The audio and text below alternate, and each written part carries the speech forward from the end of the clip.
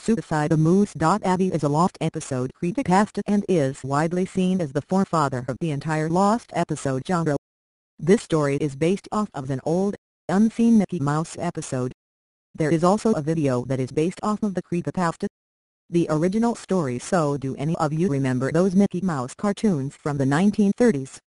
The ones that were just put out on DVD a few years ago?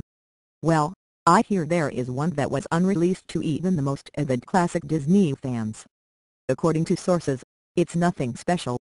It's just a continuous loop like Flintstones of Mickey walking past 6 buildings that goes on for 2 or 3 minutes before fading out. Unlike the cutesy tunes put in the song on this cartoon was not the song at all, just a constant banging on a piano as if a keys for a minute and a half before going to white noise for the remainder of the film. It wasn't the jolly old Mickey we've come to love either.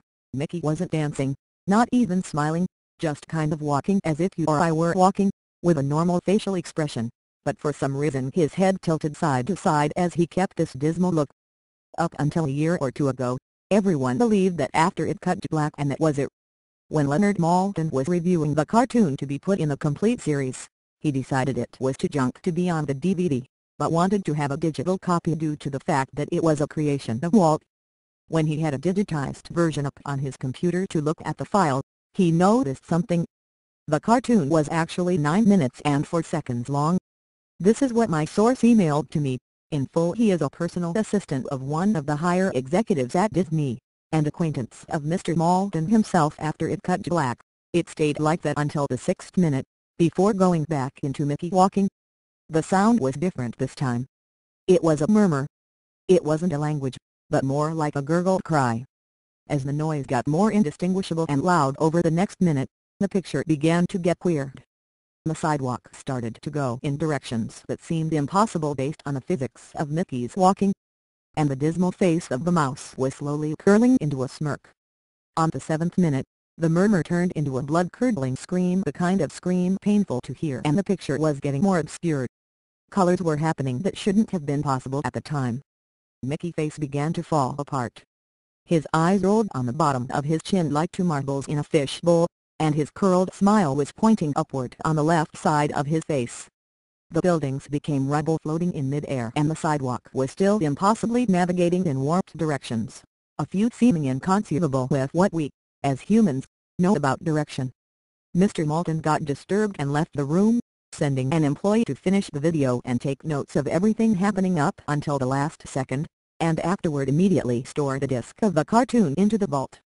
This distorted screaming lasted until 8 minutes and a few seconds in, and then it abruptly cuts to the Mickey Mouse face at the credits of the end of every video with what sounded like a broken music box playing in the background. This happened for about 30 seconds, and whatever was in that remaining 30 seconds I haven't been able to get a sliver of information about. From a security guard working under me who was making rounds outside of that room, I was told that after the last frame, the employees stumbled out of the room with pale skin saying "Braille suffering is not known" 7 times before speedily taking the guard's pistol and offing himself. On the spot. The thing I could get out of Leonard Maltin was that the last frame was a piece of Russian text that roughly said "The sights of hell bring its viewers back in." As far as I know, no one else has seen it, but there have been dozens of attempts at getting the file on rapid share by employees inside the studios, all of whom have been promptly terminated of their jobs. Whether it got online or not is up for debate, but if rumors serve me right, it's online somewhere under Suicidemouse.avi. If you ever find a copy of the film, I want you to never view it, and to contact me by phone immediately, regardless of the time. When a Disney death is covered up as well as this, it means this has to be something huge. Get back at me. I've yet to find a copy of this, but it is out there. I know